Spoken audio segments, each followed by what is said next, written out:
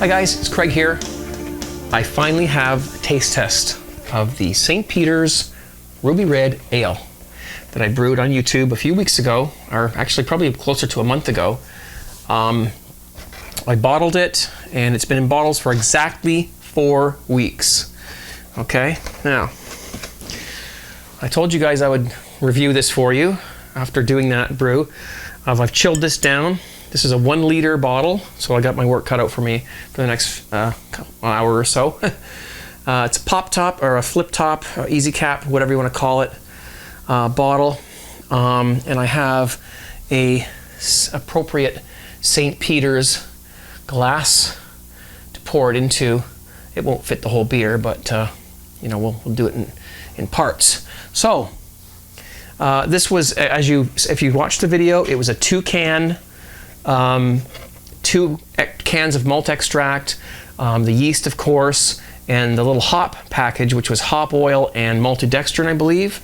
Very easy to do. I actually did this live. I had 2 of these kits. The second one I did live on justin.tv/CraigTube in less than 40 minutes from start to finish. Sanitizing, everything. The whole kit was done in less than 40 minutes, and we've got beer. That beer is still fermenting, and I'm going to put it in a keg in a few days and let it rest for a little while before I serve it up. But this one is the first one I did in the bottles, and I'm going to crack this, but I want to do it close to the camera. Let me get my display out here so I can see what I'm doing, so I can make sure we got this. There we go. Okay, ready? Okay, this has been refrigerated and ready to go. Here we are. Oh my God, smoke, smoke, look at that. Oh yeah. Okay, all right, calm yourself, Craig. Oh, I'm excited, I can't wait to taste this. I'm a big fan of St. Peter's beers. I love their winter ale. Whoops, I love their winter ale. Yeah, let's break the glass. Anyways, let's give this a pour. Actually, why don't we do it up here where you guys can see, okay? St. Peter's homebrew. Holy cripe. Okay. All right, let's have a seat and figure out how to pour this here. All right, so we have quite a head on that. What I'm going to do is I'm going to rest this for a minute. Now, I haven't tasted a Ruby Red Ale, which is what this is. Okay, I haven't tasted one of these recently. In fact, it's probably been over a year since I have had one. I tried to find one locally here to compare this to, and I couldn't. So I won't be able to tell you whether it's exactly the same. I love the way the little storm happens underneath. You see, when you pour it like that, and look at the foam. Okay, it's a beer kit. All right. I think it really all boils down to the procedure and how much work you want to put into it, how much time you have, and you know how much you want to have your hand in the actual making of the wort itself. If you want someone else to do it for you, there you go. If you want to do it yourself, you do it yourself. It's your choice. That's the bottom line. I think it all evens out as to what's best for you when you want to make your beer.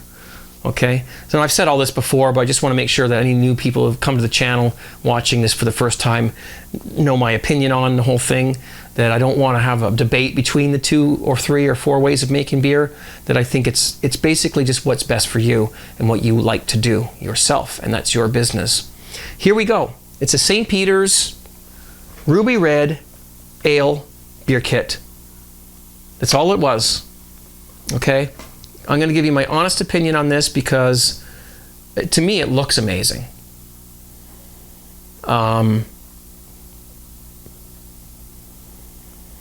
It's very hard to smell it, to get a nose through the foam, in my opinion. What I'm picking up is the hops, which are basically, this was dry hopped because they gave you a little sachet. Okay, battery went dead on the camera, and I also realized that Looks like the sun has started to shine in a little bit. I guess the video was a little bit overexposed. Not much I can do about that now. So here we are. So anyways, that took me about 5 minutes. I had to hook up a power supply to the camera. So we lost a little bit of head, but there's some lacing there. Anyway, let's get to the tasting finally. Let's see if I can get out of the sun a little bit for you guys. I don't know how the camera's responding to that. I've got it set on manual, so. Anyways, cheers. St. Peter's Amber Ale Beer Kit. Let's give it a whirl.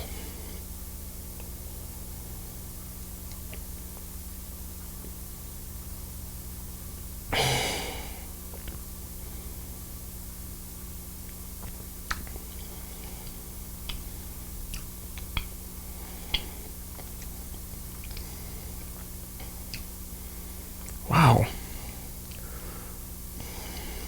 Wow.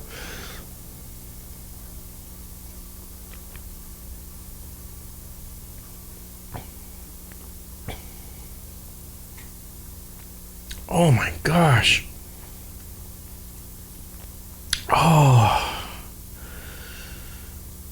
You know, the first thought that comes to my mind is that I've got 5 gallons of this stuff downstairs to drink. And that makes me very happy. Wow.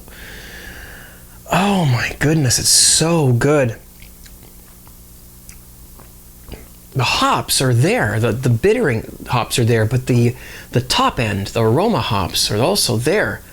Almost like you added it yourself, you know, and did a little boil. But we didn't do that. Okay, 40 minutes to make this beer from start to finish, sanitizing included. And I got hops. I got IPA style hops in this beer. That's amazing to me. That's cool. I like it.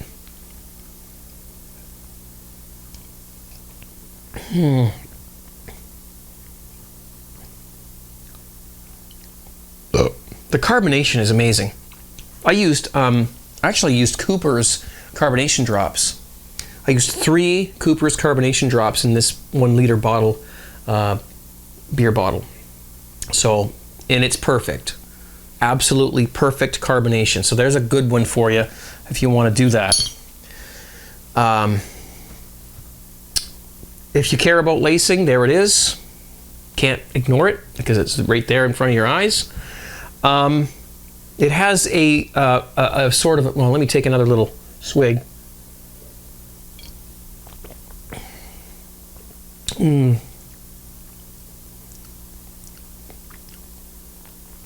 It's very clean, but it has a slight sort of, I don't know the ingredients, the wort they used here, a slight caramelly. It's not a heavy beer. Caramel. Okay, it's fairly bitter, not really. Not like an English bitter or anything like that, but it's got the bitterness there. You can detect the bitter in the back, and to me, what happens is that's the first thing that hits me is the bitterness and the sort of slight caramel taste, and then as it goes down, you're hit with the hop profile, the sort of citrusy, honey citrusy mixture that you get as on the way down. It's actually kind of amazing the timing here, the way this works, is that you get that sort of bottom end up front with the malt, and then afterwards you get that hop aroma flavor thing and on the end as it goes down, which is because of the sort of dry hop that we sort of did with the little thing they sent. Quite interesting taste, very sessionable, very drinkable. And I'm really happy because I've got lots of this beer down in my basement. My gosh, this is great.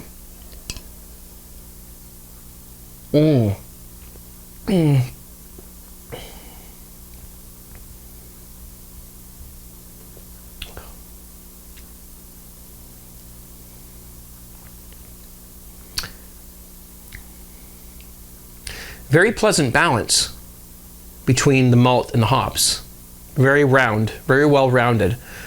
Listen, I won't lie to you guys. I've opened a few of these prior to this, before they were quite mature, just to see how they were. I did one on Justin.tv, and it was like, you know, really underwhelming after a week in the bottle. The foam looked like little fish eggs, little, you know, caviar, big bubbles. And it tasted good, but it wasn't very carbonated. It was kind of really, the hops were overwhelming, you know, in the flavor palette. But now that I've let it sit for 4 weeks, I'm really impressed. And you know what? You can't rush these things.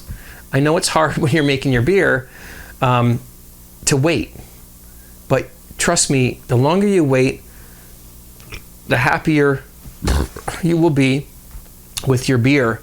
And I don't think anybody can complain about the way that looks on the glass. And as far as taste goes, yeah, it's up there. It's a good beer. Certainly better than anything you can buy as far as just a macro beer.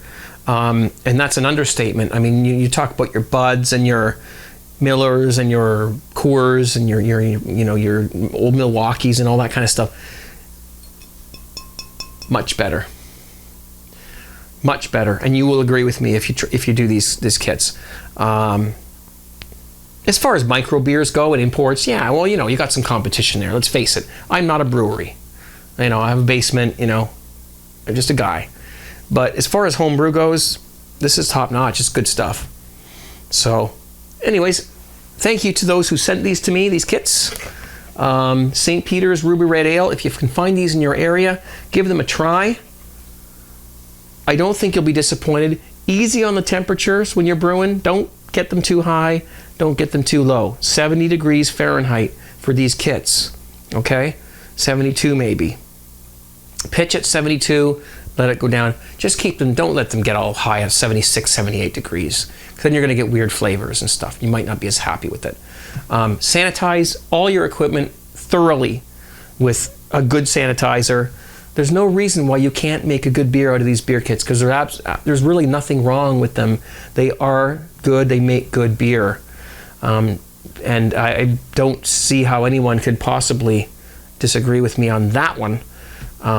But hey, there are those who will, and that's okay. You try them yourself. You decide what you like to do when you make your beer. That's your choice. It's your beer. Brew it the way you want to brew it. I like this beer. This is excellent beer to me. I'm glad I got so much of it in the basement. Don't come calling on me. You ain't getting none. Anyways, guys, thanks for watching. Cheers. Stay tuned. Craig's Kitchens are coming up. You know, all the stuff that normally happens on CraigTube. It's all ahead on this channel. Stay tuned. Please subscribe. And I'm out. I'm going to drink the rest of this. Looks like I got quite a bit left, plus a whole 5 gallons downstairs. You might not see me for a few weeks. No, I'm just joking. I'll be here. Thanks, guys. Cheers.